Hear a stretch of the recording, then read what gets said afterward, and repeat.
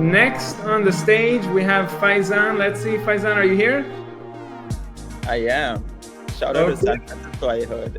So joining in from San Francisco. Well, the South Bay. From well, we got a chapter in South Bay, and we have a big event coming out. I think we had one like a couple of days. South Bay is killing it. So here you go, Faizaan. Next event, you get a special invitation to show up. Absolutely. We'll be there. And these are your slides, right? Beyond the lab, bringing LLMs to your users. I am now actively working on a new startup, and I think I'm going to need to hear exactly what you have to share, saying it from the abstract. Okay, awesome. Adam just disappeared. So I'll just jump in right away. Um, Beyond the lab, bringing LLMs to your users, this is all about just making sure understanding how you can productionize your generative AI based use cases. Before we jump into any of that, a little bit about me. I am right now a senior product manager at LinkedIn. I'm working with a multinational team of AI engineers, data scientists, and together we are focused on many interesting problems, some of them being video understanding, AI experiences for creators, recommendation systems within the LinkedIn feed, notifications, and lately in the past year, there's also been new generative AI experiences and understanding how we can elevate users' LinkedIn experience with the help of Gen AI. So that's what I've been up to lately. Before that, I was at Yahoo. I was a machine learning engineer turned product manager at Yahoo. My team was always focused on large scale machine learning, ML platforms, ML ops. In a lot of cases, that was a part of our pillar as well. So the whole domain is very dear to my heart. Before that, I was a part of many different companies, stints here and there. When it came to ML research roles, internships, and other opportunities over there. And yes, I studied computer science for my grad school, also computer engineering from Mumbai University. Okay, too much about me. Let's let's get into what we're here for. Okay, so the goal for this conversation is going to be to learn how to harness generative AI to build the right product for our users efficiently. And again, I'm not going to say something that's going to just completely blow your mind, but a lot of these learnings that I have carried, things that I had to keep in mind while I was building these products, and make sure that you keep these ideas front and center when you work on your generative AI products. Okay, so what kind of products are we talking about? I work at LinkedIn, so my experience was mostly my experience with Gen AI building scalable products was at LinkedIn. So these are some of the products that I have worked on. Some I owned end to end, some I was partnering with some other folks. But at the left bottom, you'll see how we can potentially use generative AI to help polish up or rewrite a post that someone's trying to post. This helps all kinds of English as a second language speakers, people who are good at communicating but not that good at writing. They want their voice to stand out, but they need just a push for that. So that's one thing.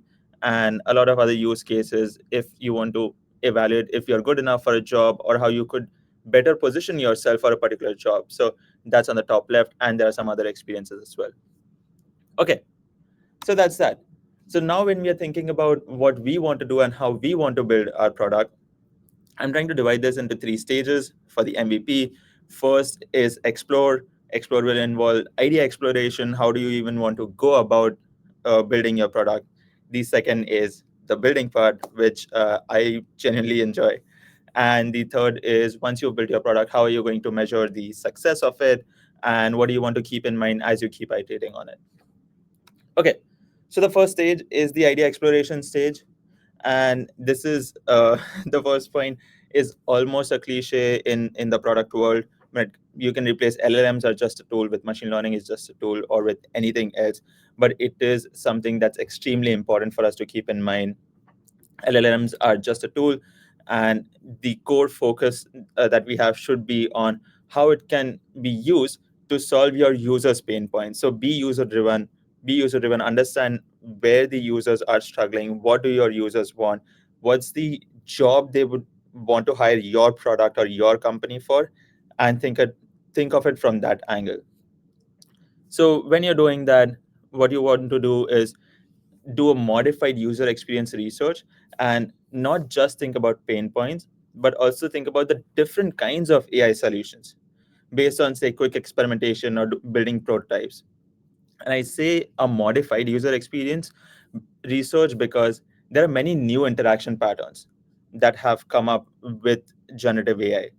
It's not just a chatbot. Yes, a chatbot exists, and many people are already using a chatbot, getting good value from chatbots. But that's not the end all be all. That's not the only way of going about things. There are many ways you can integrate Gen AI experiences or features in your existing products. So that is something that you should also think about and explore. There are going to be a lot of assumptions that we might have about how this might work, or how a user might want to use your product, or how Gen AI could fit in into your product. But just talking to users is going to help you get a lot of these learnings. We did one of these user experience researches for something that we were planning on building. This is January of 2023. And it gave us some very good insights. There were some big assumptions that we wanted to validate, whether we go direction A or direction B. And that particular research, and we didn't go too wide in our research, but just answering those particular questions helped us understand what will work, and that helped us save a lot of time. Okay, so once you're done with your research, you want to start thinking about prototyping.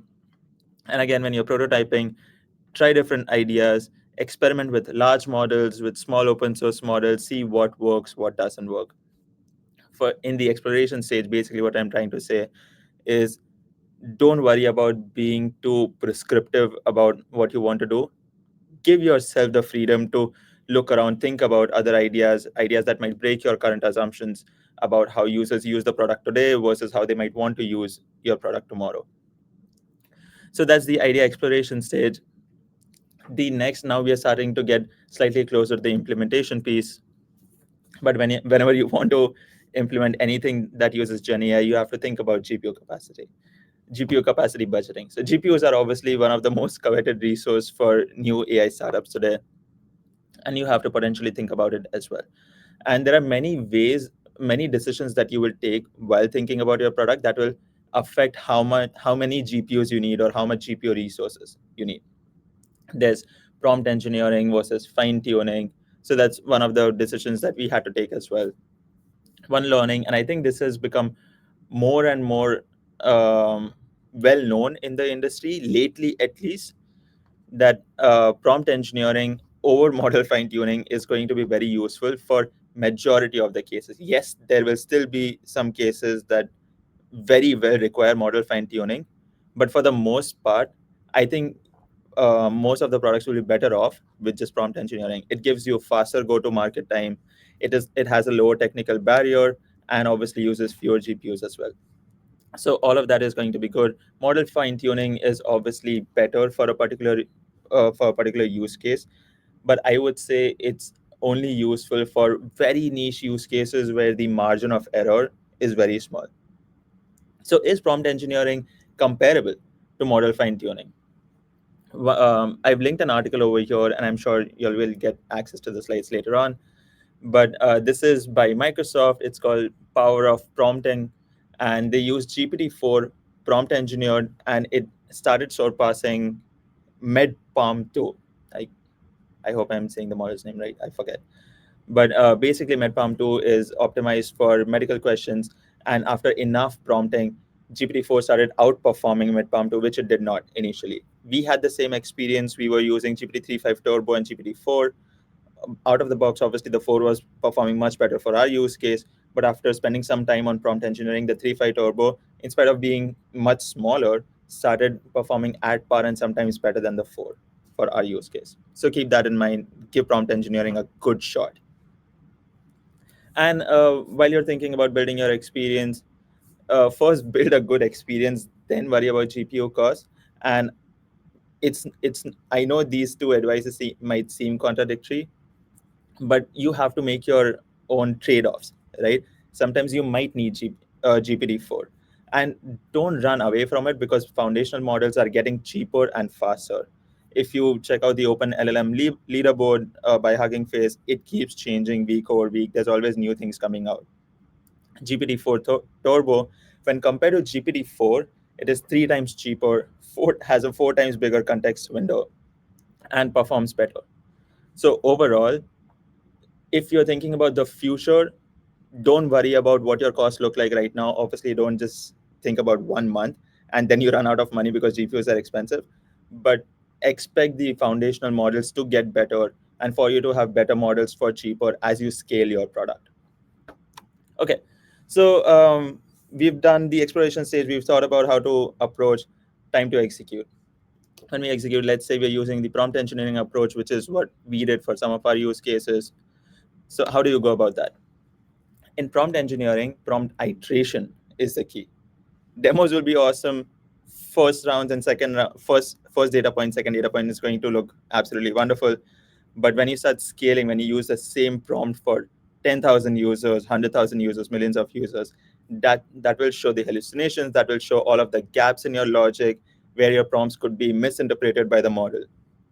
So this is where you want to keep working on your model to make it better. And my way for this, and this is again slowly becoming the standard as well, is think of this prompt as your own machine learning model and remove subjectivity from the output evaluation. Set a comprehensive output eval framework. This is the loss that you're setting, right? And evaluate new prompts or new prompt versions against the same rules and the same data sets, the same data points. So your validation data set exactly the same. Now, again, not completely novel, but this is something that I noticed a lot of other companies or other startups that I was just speaking with. They weren't actively thinking about this, and doing this adds that discipline and helps us get to better prompts faster. Measure the gaps after every iteration, see where your prompt is failing, and improve the prompt accordingly. Okay, so this is when how we were going around doing our prompt iteration. Let's do some prompt iteration, or at least just think about our evaluation framework in this setting right now. So let's say we are trying to generate articles with AI. This is something that I pulled off of Expedia today. 10 things you can only buy in Spain. I'm assuming they will be trying to scale this to different articles that say 10 things you can only buy in England, India, France, this and that. Obviously, this is an SEO play, brings good value for members as well. But if you had to write a prompt that can scalably keep writing these articles, what kind of things that you would want the article to have? What attributes will you evaluate it against? So think about that. You could think about the length. You want the length to be a particular format. You want the article structure to be a particular format. So I'm just going to pause for 5 to 10 seconds. Just think about it. And if you have any ideas of what you would use in your evaluation framework consistently for different prompt versions, add it to the chat. In the meantime, I'll figure out how to see the chat. I I think I I'll help you. I don't think it's gonna be where you're looking. So let's see if anybody. I'll read to you the things if anybody says. Okay, it's okay. There is a lag, so let's give them maybe like 5 or 10 seconds. Let's give them a few more seconds if you want.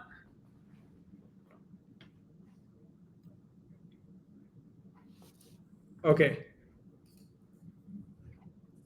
Probably best to just prod along. That's all right. That's all right. Bring it up. That's all right. Okay. And they'll see this whole conversation in lag as well, which is just so funny to me. Okay. So these are some examples that I had put out already. For when you're thinking about your article's evaluation criteria, you could say the length should be in a particular format. The language should always be the local language of the country that you're passing in. The article structure should be in a particular format. And in the article, maybe you want certain extent of interest diversity to be there. 10 things you can only buy. It shouldn't only be focused on people who are interested in food or people who are interested in adventure activities.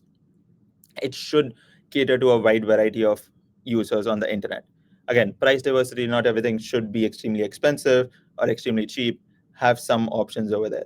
So these are some rules that you will have to define very precisely, and that's going to help you understand what your prompt is doing, how your prompt is performing, and how it can get better.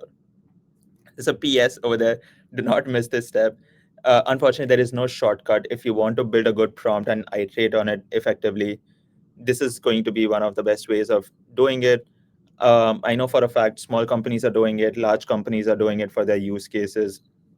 This definitely works. Okay, so this is when what comes to prompt engineering. Let's say you've built your product. Yay. Okay, so now how do you measure success? How do you see what's working for users, what's not working for users? And I say success. But before we even get there, we should think about the trust that you have to build with the users.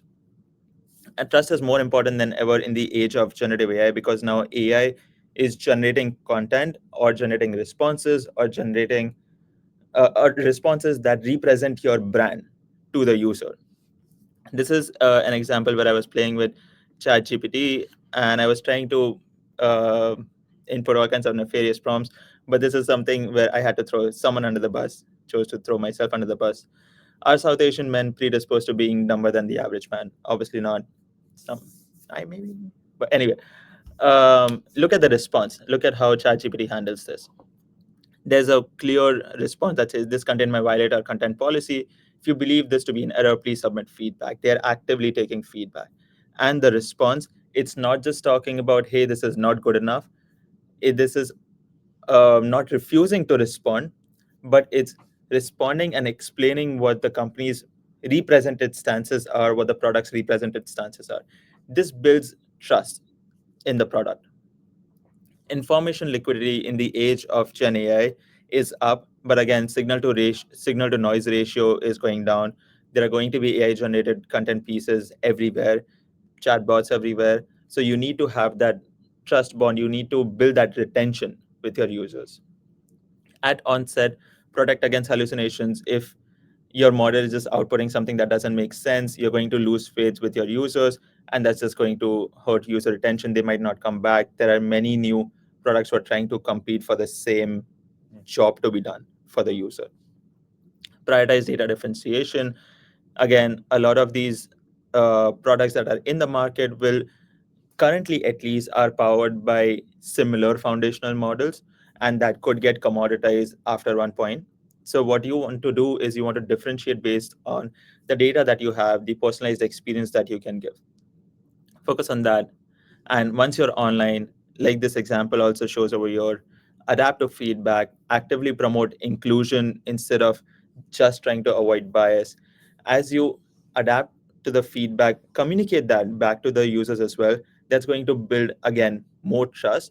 And in this day and age with Gen AI taking over a lot of the interaction patterns that we have on the internet, it's going to help you keep your users and help users come back to you. Okay, this is broader principles on trust, but again, we want to build a product, right? And what about the success of that product? How do we measure that? At launch, learnings are primary. Again, new tool, new way of solving old problems. Assumptions might break, so look for it. And once you find some examples where you think the users are not using your product the way you thought they would, don't be afraid to pivot, change, switch, measure the adoption, watch out for funnels, see where the bottlenecks are, see what users are doing versus not doing, and where they drop off. The first milestone is obviously going to be to find product market fit. Then the second is scaling. This is where I was talking about GPU costs, better foundational models, scaling to millions of users. Scaling comes next, build a good experience, then scale, and then monetize. Cool. Thank you so much. That is me. These were some of the learnings that I gathered from working through multiple different Gen AI solutions. And I'm really excited to learn from you as well and all of the other talks that are happening there. Faizaan, thank you very much for this. I'm not sure I saw any questions in the chat yet, but if you could stick around in the chat, that would be useful. I'm sure folks would love to continue pinging you on this.